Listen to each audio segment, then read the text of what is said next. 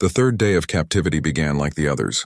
Jake woke up on the cold metal floor of his cell when the ship's lights increased to indicate morning. His body ached from sleeping on the hard surface, but he ignored the discomfort. He had endured far worse during his years of fighting. A guard brought his breakfast, the same gray paste they had been feeding him since his capture. The substance barely qualified as food, but it kept him alive. That was all the Vraxians cared about. Live prisoners were valuable. Dead ones were worthless. Jake ate slowly, listening to the sounds of the ship around him. He could hear crew members walking past his cell, their heavy footsteps distinctive on the metal floors. He could hear the hum of the engines, steady and constant, and he could hear the guards talking. The two guards stationed near the detention area were having a conversation. They spoke in the Vraxian language, a series of clicks, hisses, and guttural sounds. They had no idea that their prisoner understood every word they said. "Did you hear the news from the fleet?" the first guard asked. "What news?" replied the second. "Another ship reported a strange incident last month. The Talon of Wrath captured a human prisoner. Within 3 days, 17 crew members were dead. They had to vent the human into space to stop him." The second guard made a clicking sound that indicated disbelief. 17? That's impossible. Humans are weak creatures. One human couldn't kill 17 Vraxian warriors. That's what I thought too. But Command sent out a warning message. They say there have been multiple incidents like this over the past 2 years. Ships capture human prisoners and then crew members start dying. Some kind of disease? No. Murder, deliberate killings. And the pattern is always the same. The human appears weak and cooperative at first. Then after a few days, the killing starts. In his cell, Jake smiled slightly. The Vraxian military was finally connecting the dots, realizing that the incidents weren't random. But they still hadn't figured out the whole truth.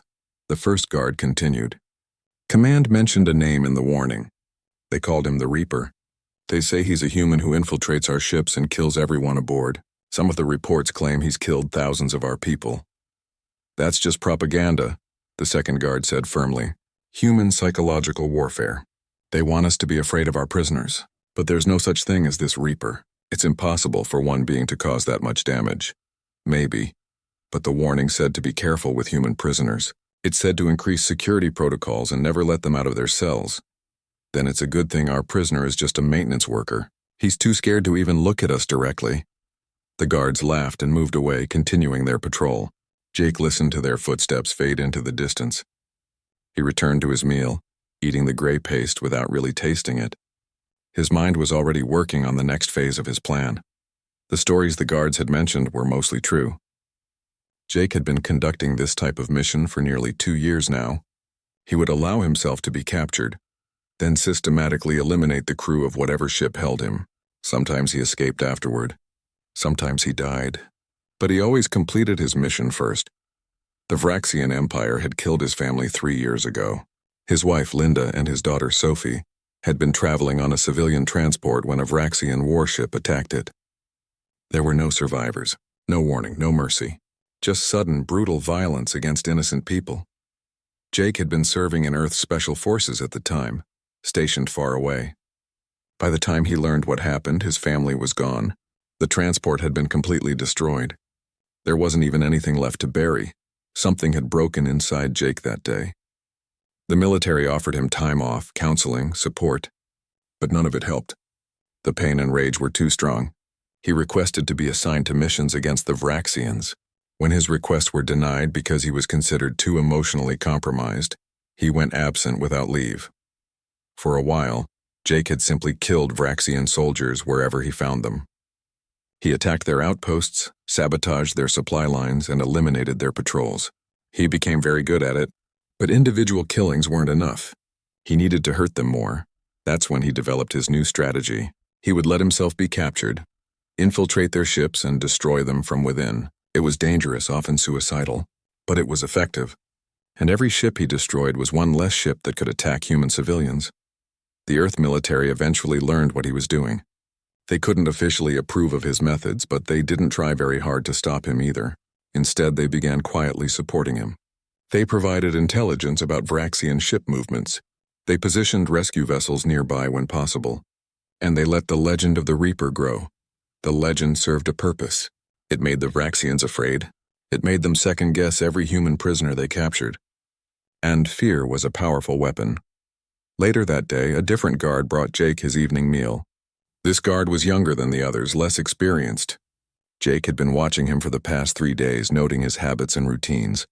The young guard set down the food tray and turned to leave. Jake spoke quietly. "Can I ask you something?" The guard stopped, surprised. Most prisoners didn't try to talk. "What?" "The ship your people destroyed, the Aurora's Hope. How many humans were on it?" The guard's mandibles clicked thoughtfully. "I believe the captain said about 300. "Why do you ask? And they're all dead now?" "Of course. We destroyed the ship completely. Why would you want to know this?" Jake looked up at the guard with sad eyes. "I had friends on that ship. A man named Peter Walsh who worked in engineering. A woman named Linda Cooper who taught the children. I just wanted to know if they suffered." The guard seemed uncomfortable with the question. "Death in space is quick. The cold and vacuum take you in seconds. They probably didn't feel much pain. That's something, I guess. Thank you for telling me." The guard left, shaking his head slightly. The human seemed genuinely sad about his dead companions. It made the guard feel slightly guilty, which irritated him. Humans were the enemy. Their deaths were necessary for the expansion of the Vraxian Empire. He shouldn't feel bad about it. What the guard didn't notice was that the food tray he had delivered was slightly different from usual. One of the utensils was missing. The guard had placed the tray down without counting the items on it. It was a small mistake, the kind that inexperienced guards made. In his cell, Jake examined his prize. He now had 2 utensils instead of 1. 2 pieces of thin metal that he could sharpen and use as weapons. It wasn't much, but in the right hands it was more than enough. He resumed his work, carefully scraping the metal against the wall.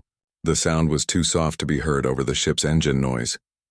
Hour after hour he worked on his improvised weapons. His hands moved with practiced skill, shaping the metal into tools of death. As he worked, Jake thought about timing. The guard shifts changed at 0400 ship time, during the quietest part of the cycle. That's when he would make his move. He would have about 15 minutes when only 1 guard patrolled the detention level instead of 2. That would be his window. Jake also thought about his broader mission. This ship, the Decimator's Edge, had been hunting human vessels for weeks. Intelligence reports suggested it had attacked at least 5 colony ships, killing hundreds of people. The ship needed to be stopped. More importantly, the ship needed to serve as an example. When word spread about what happened here, other Vraxian captains would think twice before attacking humans. They would wonder if their next prisoner might be the Reaper in disguise. Fear would save lives. Human lives. As the ship's lights dimmed to indicate night, Jake finished sharpening his weapons. He tested the points carefully, pressing them against his thumb. They were sharp enough to pierce flesh and penetrate vital areas. They would do the job. He hid one weapon in his boot and kept the other in his hand, concealed in his palm. Then he lay down on the cold floor and closed his eyes. He needed to rest before the violence began. Tomorrow morning at 400, the Vraxians would learn that their prisoner wasn't what he appeared to be. Tomorrow morning, the Reaper would begin his work. And by the time the sun rose on whatever world this ship was orbiting, the crew of the Decimator's Edge would understand why the name Reaper inspired fear throughout the Vraxian fleet. Death was coming. And it wore a human face. The darkness of space stretched endlessly in all directions. Among the stars, a small escape pod drifted slowly, its metal surface scarred and damaged. Inside the pod, a man sat quietly in the dim emergency lighting. His name was Jake Morrison, and he was waiting. The pod's distress beacon blinked steadily, sending out its automated call for help. But Jake wasn't hoping for rescue from his own people. He was waiting for something else entirely, something dangerous. Jake was in his mid-30s with dark brown hair and tired eyes that had seen too much violence. He wore a simple gray maintenance uniform, the kind that thousands of workers wore on colony ships throughout human space. There was nothing special about his appearance, nothing that would make anyone look twice at him. That was exactly how he wanted it. 3 hours passed, then 6. Jake remained patient. He had learned patience during his years in Earth's Special Forces, and he had perfected it during the years that followed, the years after he lost everything. Finally, the sensors began to beep. A ship was approaching. Jake looked at the small screen and saw the vessel's outline. It was big, heavily armed, and definitely not human. The ship belonged to the Vraxian Empire, humanity's greatest enemy in this part of the galaxy. Perfect. The Vraxian warship was called Decimator's Edge, though Jake wouldn't learn that name until later. It moved through space like a predator, all sharp angles and weapon ports. The ship had been hunting in this sector for weeks, attacking human colony vessels and taking prisoners to sell as slaves. On the bridge of the Vraxian ship, Captain Thexral looked at the small escape pod on his viewing screen. His species looked somewhat like giant insects with hard shells, multiple arms, and clicking mandibles where a mouth should be. His eyes, large and multifaceted, gleamed with satisfaction. "A human escape pod," his second officer said, his voice a series of clicks and hisses. "There's a life sign inside." "Just one." "Excellent," Thexral replied. "Bring it aboard. A live human will be valuable." The Vraxians had destroyed a human colony ship called Aurora's Hope just 2 days earlier. The ship had been carrying settlers to a new world, ordinary people looking for a fresh start. The Vraxians had shown no mercy. Most of the humans had died when the ship exploded. Only a few escape pods had launched in time, or at least that's what the Vraxians believed. The truth was different. The Aurora's Hope had detected the Vraxian warship long before the attack. The captain had ordered all colonists into the faster shuttles which had jumped away to safety. The colony ship had then used a clever trick, making it look like it was destroyed while actually escaping. Only one escape pod had remained behind, with one volunteer inside. Jake had volunteered without hesitation. This was what he did. This was his mission.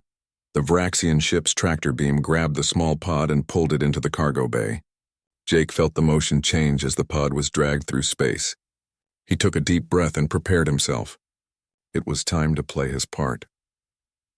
When the cargo bay pressurized and the air became breathable, Vraxian soldiers surrounded the pod.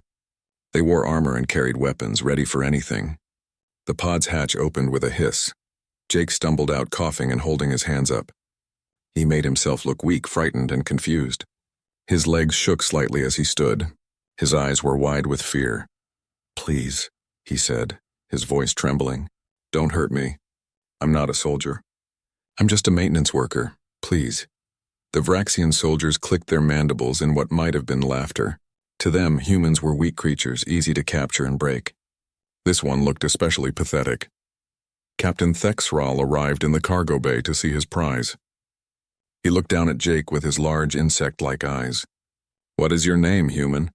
"Jake Morrison," he replied, still keeping his hands raised. "I worked on the Aurora's Hope. I fixed air recyclers and water systems. That's all. I'm nobody important." "You are a prisoner of the Vraxian Empire now," Thexral said. "You will answer our questions. If you cooperate, you will live. If you resist, you will suffer." Jake nodded quickly, playing the role of a terrified civilian perfectly. "I'll tell you anything you want to know. Just please don't hurt me." They asked him questions about the colony ship. Where had it been going? How many people were aboard? What kind of weapons did it have? Jake answered everything, giving them information that sounded useful but was actually meaningless. The Aurora's Hope was already far away and the colonists were safe. Nothing he told the Vraxians could hurt anyone. The Vraxians seemed satisfied. This human was cooperating nicely, just as they expected. Weak and frightened, like all humans. 2 soldiers grabbed Jake's arms and dragged him through the ship's corridors.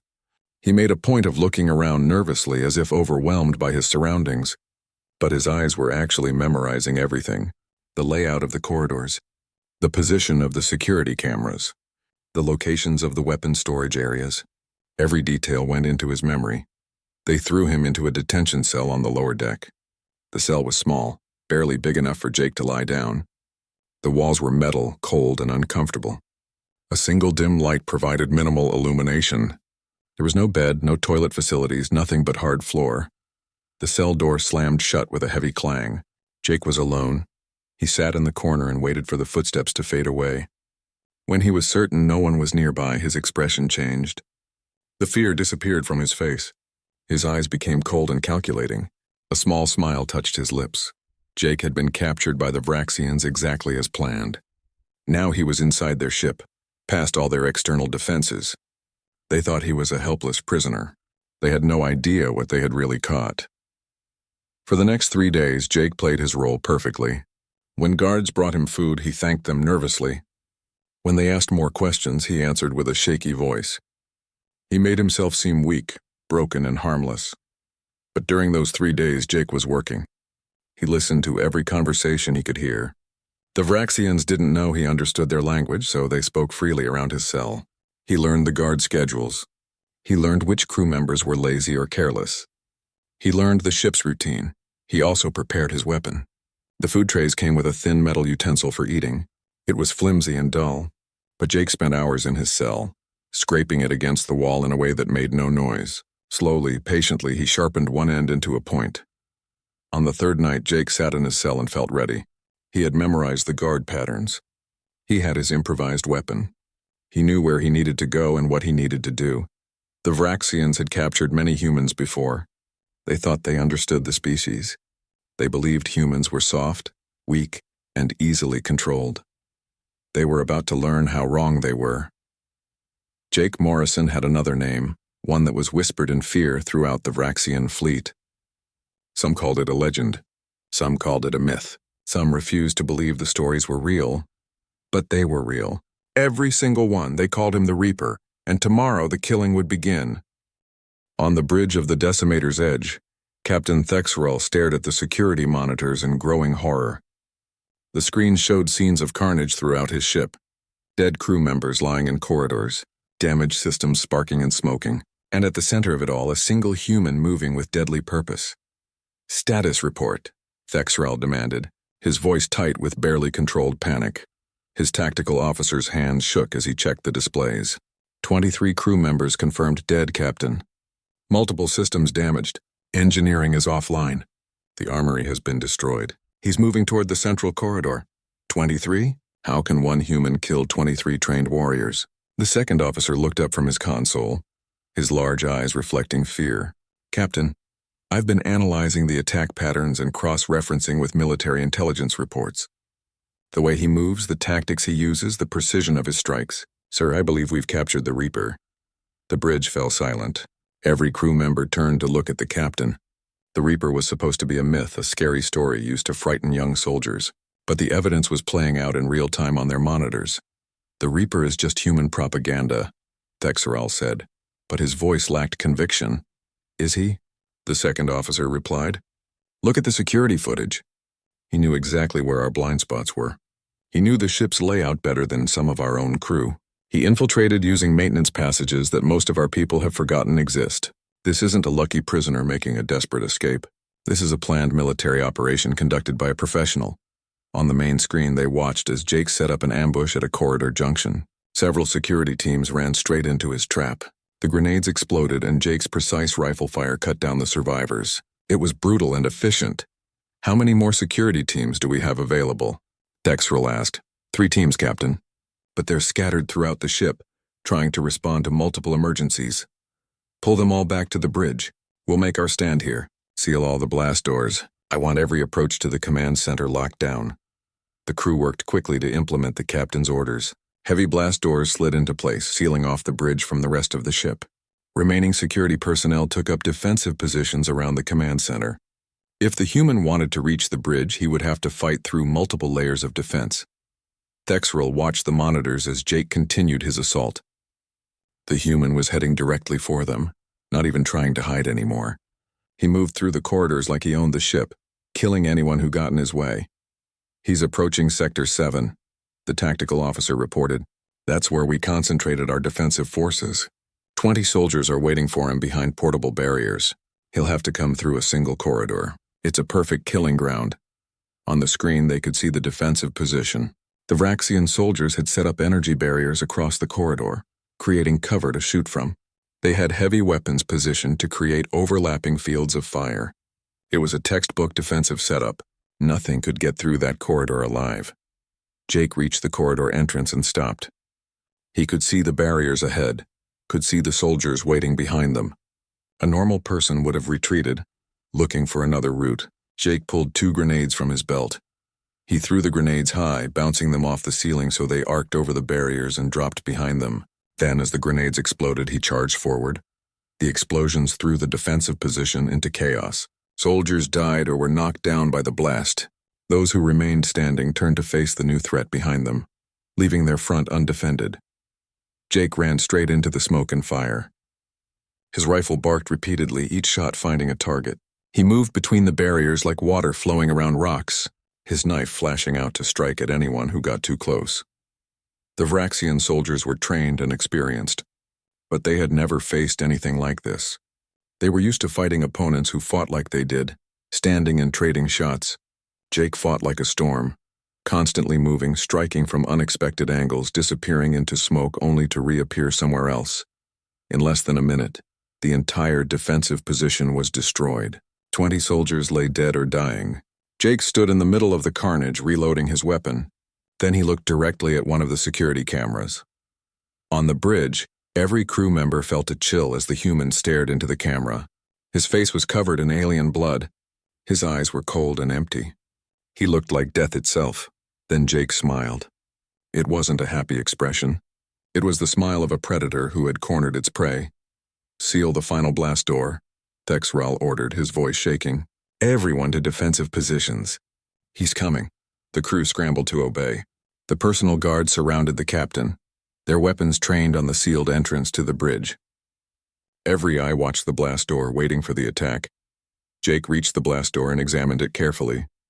It was heavy, armored, designed to withstand direct hits from ship weapons. There was no way to cut through it or shoot through it, so he didn't try. Instead, he placed his remaining explosives in a specific pattern around the door's edge. Then he took cover around a corner and triggered the charges. The explosion was massive, ripping the blast door from its mountings and sending it flying into the bridge. The shockwave threw several Vraxian guards across the room. Emergency systems screamed warnings about hull breaches and pressure loss. Through the smoke and chaos, Jake stepped onto the bridge of the Decimator's edge.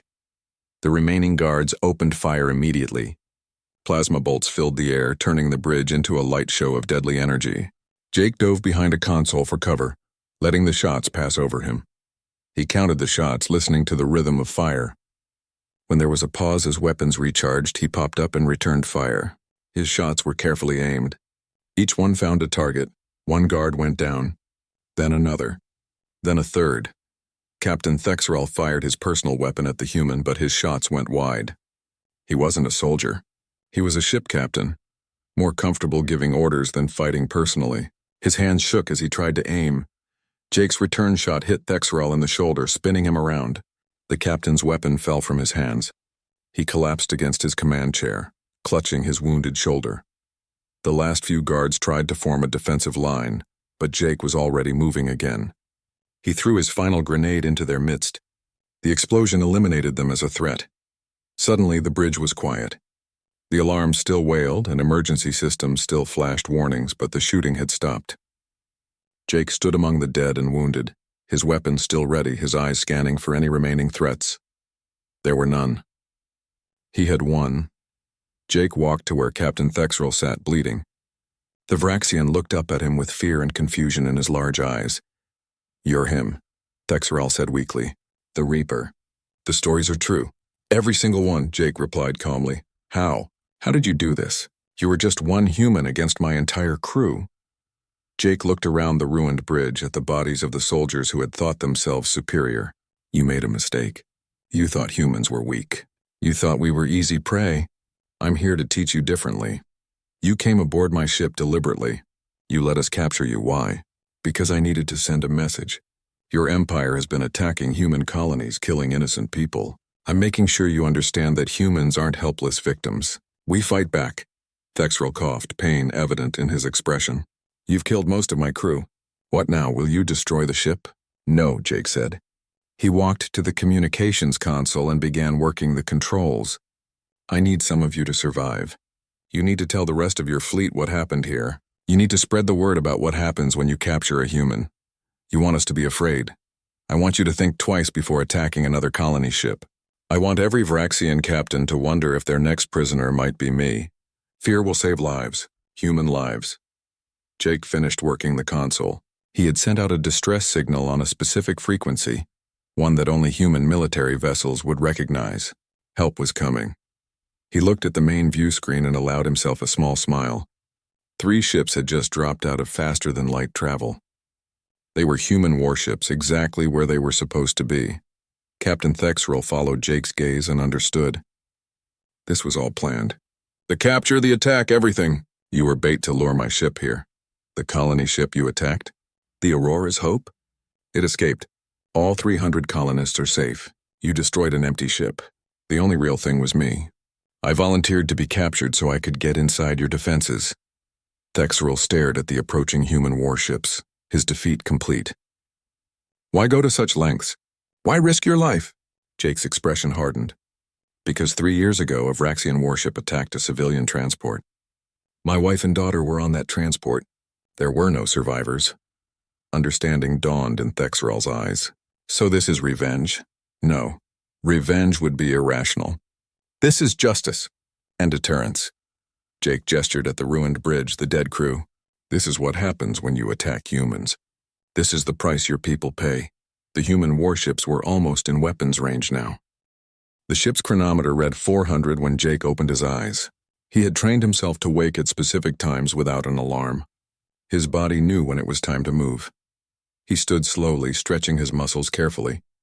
The cold floor had made him stiff, but that would pass once the action started. He checked his hidden weapons, making sure they were secure and ready.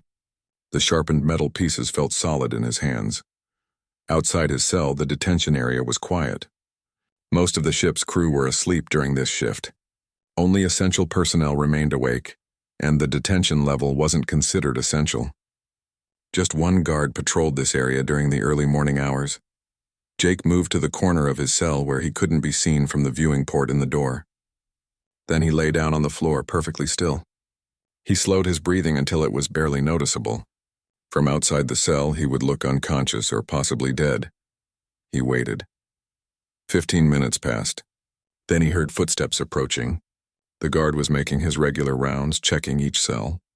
Jake recognized the pattern of the footsteps. It was the young guard, the inexperienced one. The footsteps stopped outside Jake's cell. Through his half-closed eyes, Jake saw the guard's shadow as he looked through the viewing port.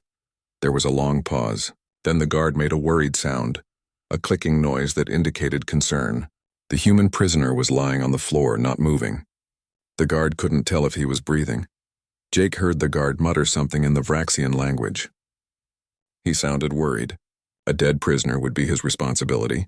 He would have to report it, and his superiors would question why he hadn't noticed the human getting sick.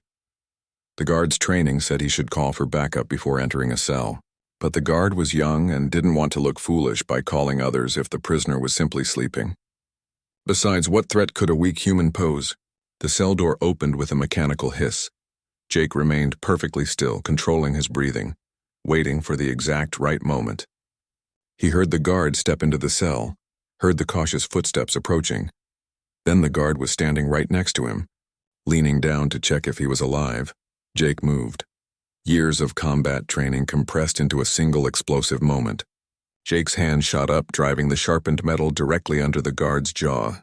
The improvised weapon was thin enough to slide between the plates of the Vraxian's natural armor. Jake angled it upward into the brain. The guard died instantly without making a sound. His body went limp and Jake caught it, lowering it carefully to the floor. The entire action took less than 3 seconds. Jake quickly stripped the guard of his equipment. The plasma rifle was too large for human hands, but Jake had trained with captured Vraxian weapons before. He knew how to use it. He also took the guard's access card, communicator, and ammunition packs. He dragged the body to the corner of the cell and sealed the door behind him as he stepped out. The sealed door would buy him a few extra minutes before anyone realized something was wrong. Jake moved through the detention level like a ghost. He had memorized the layout during his 3 days of observation. He knew where the cameras were and how to avoid them. He knew which corridors were monitored and which were blind spots. His first objective was the armory. He needed better weapons, and he needed to prevent the crew from accessing theirs. The Vraxian ship design was standard military configuration. Jake had studied these ships extensively during his years of fighting. He knew every weakness, every maintenance shaft, every service corridor. The Vraxians built their ships for their own large bodies. They never considered that the small maintenance passages could be used by an infiltrator. Jake found a service hatch and pried it open. The passage beyond was cramped and dark, barely wide enough for a human. Perfect. He crawled through the narrow space, following his mental map of the ship. The passages were designed for enslaved species to perform repairs and maintenance. The Vraxians were too large to fit inside. That made these passages perfect hiding places and infiltration routes. 20 minutes later, Jake emerged from a service hatch near the armory. He could hear voices inside. 2 guards were on duty, discussing something in bored tones. They sounded relaxed, unprepared. Jake checked his captured rifle, making sure it was set to full power. Then he opened the armory door and stepped inside. The first guard turned toward the sound. He had just enough time to register that a human was pointing a weapon at him before Jake fired. The plasma bolt hit him in the center of his face, killing him instantly. The second guard was faster. He reached for his weapon and almost had it raised when Jake's second shot caught him in the chest. The plasma burned through his armor and flesh. He fell without firing a shot. Jake moved quickly, dragging both bodies inside and sealing the door. Then he turned to examine the armory's contents. Weapons lined the walls. Plasma rifles, energy pistols, grenades, explosives, combat knives. Jake selected what he needed with practiced efficiency. He took a combat knife with a molecular edge blade, several grenades, extra ammunition, and a smaller plasma pistol that fit his hand better than the rifle. He strapped weapons to his body, taking only what he could carry while still moving fast. Speed and surprise were his greatest advantages. He couldn't let himself get weighed down. Before leaving, Jake set explosive charges on the armory's power core. He wasn't trying to destroy the ship yet. He just wanted to deny the crew access to their weapons. The explosion would also create chaos and confusion. He set the timer for 30 minutes and slipped back into the service passages. By now, someone had probably discovered the dead guard in the detention area. Alarms would start sounding soon. The crew would realize they had a problem, but they wouldn't realize how big the problem was. Not yet. Jake moved through the service passages toward the engineering section. If he could sabotage the ship's engines and power systems, he could cripple their ability to fight or escape.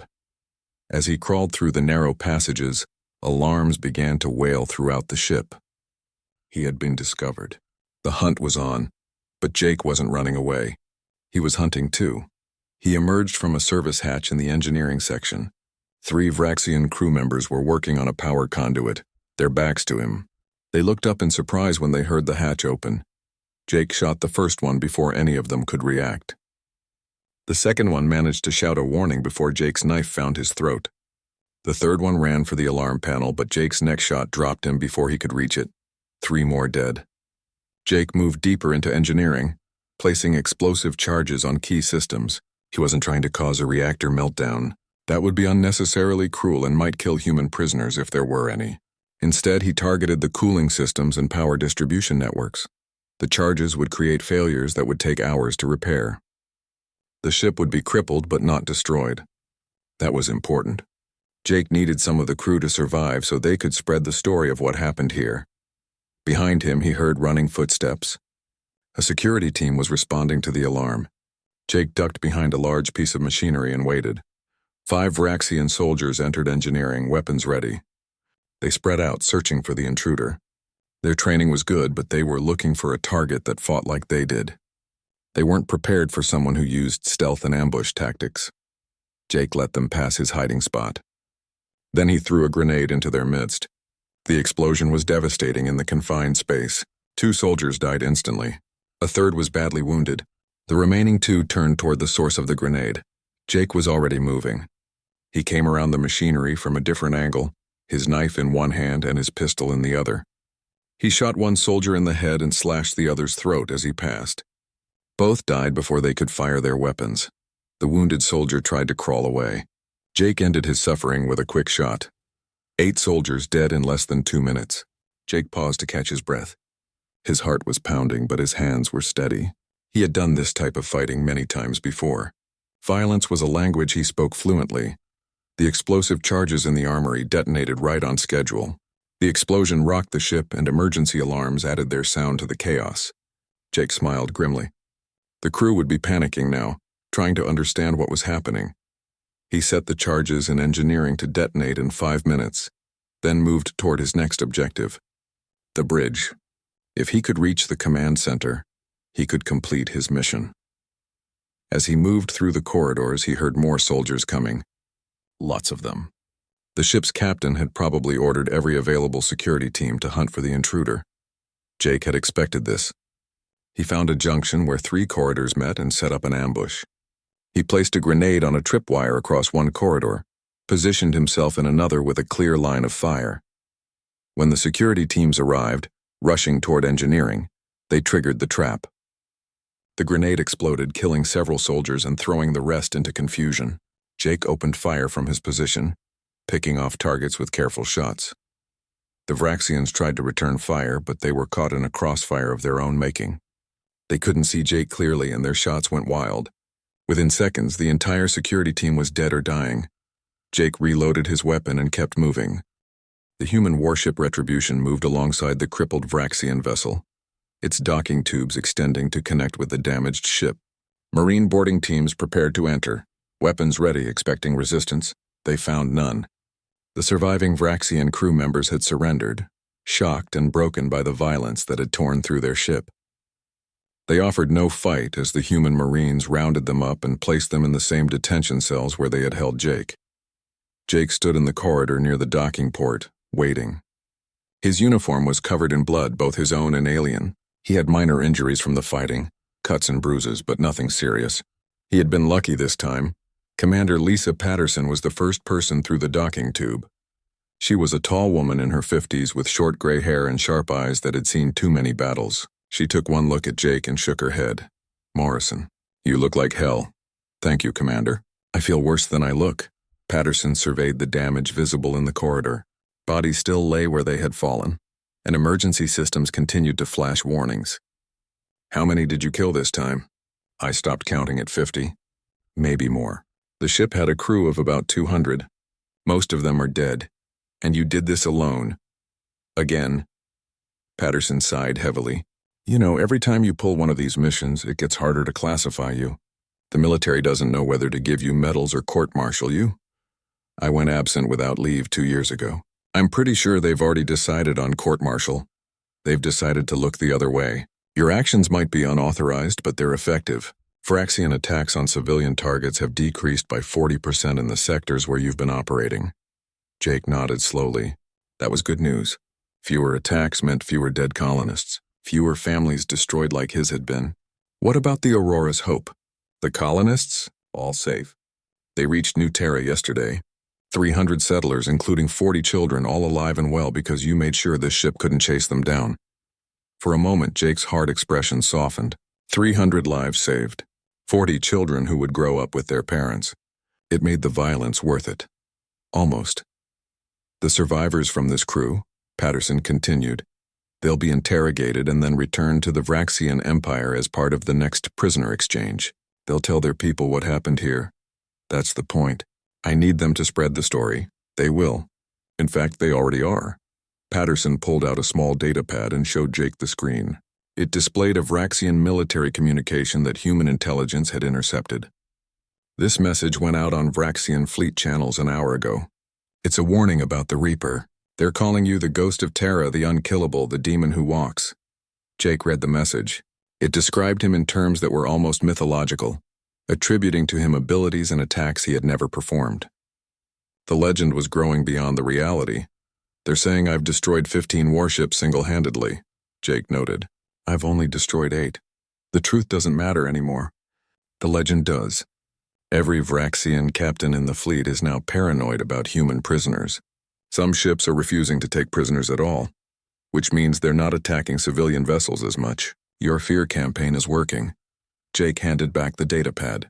Good, that's what I wanted. Patterson looked at him carefully. Is it, or is this about revenge? About punishing the Vraxians for what they did to your family? Does it matter? Dead is dead, Commander. Whether I'm motivated by revenge or justice or tactical advantage, the result is the same. Fewer humans die. It matters to you, Jake. It matters to your soul. You can't keep doing this forever. Eventually, your luck will run out. Eventually, you'll walk onto a ship and not walk back off. I know. And that doesn't bother you? Jake was quiet for a long moment. He thought about his wife, Linda, about her laugh and her kindness. He thought about his daughter, Sophie, about her bright smile and her endless questions about everything. He thought about the 3 years he had spent trying to fill the hole their deaths had left inside him. I died 3 years ago, Commander. The day I learned my family was gone.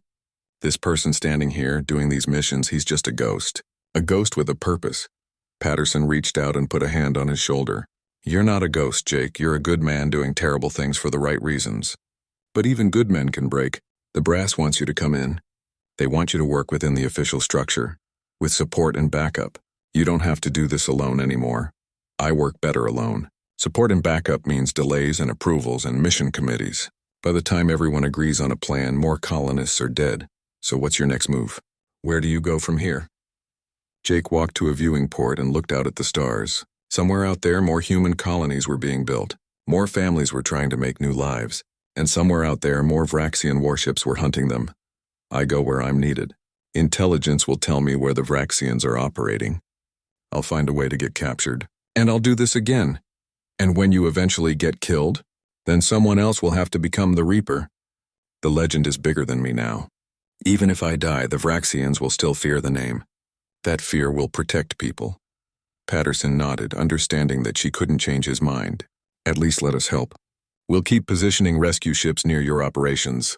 We'll provide better intelligence, and we'll make sure your legend keeps growing. Fair enough. 2 weeks later, Jake was aboard a civilian transport heading toward the frontier colonies. His identification said his name was Peter Walsh, and his occupation was listed as agricultural specialist.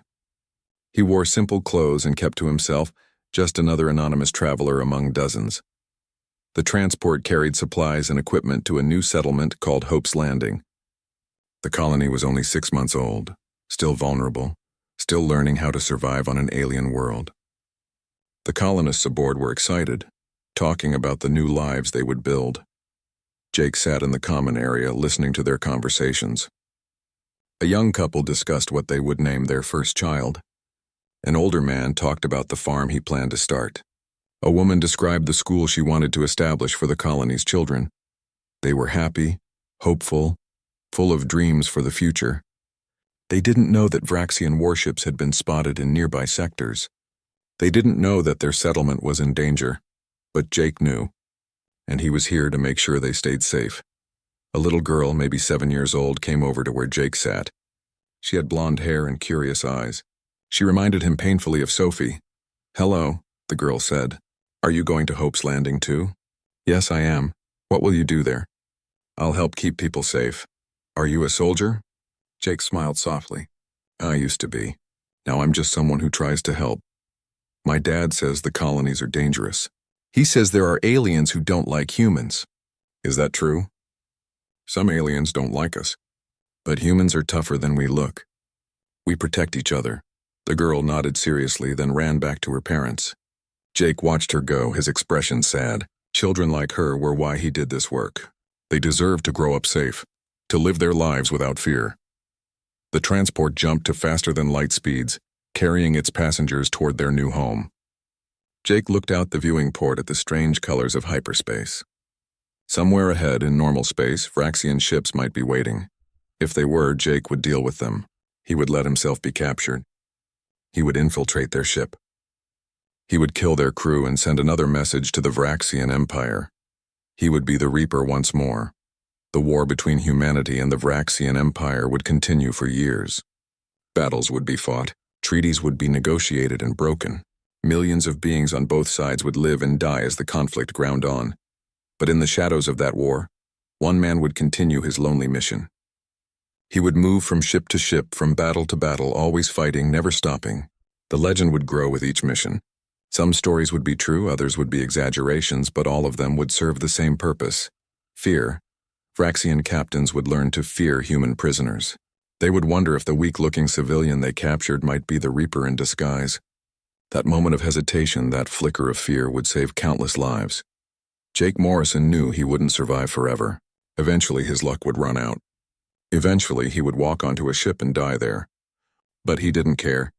His life had ended 3 years ago with his family. Everything since then was just borrowed time. He would use that borrowed time to protect others. He would be the weapon that kept the innocent safe. He would be the nightmare that made predators think twice. He would be the Reaper. And death would walk with him among the stars, harvesting the enemies of humanity, protecting those who could not protect themselves.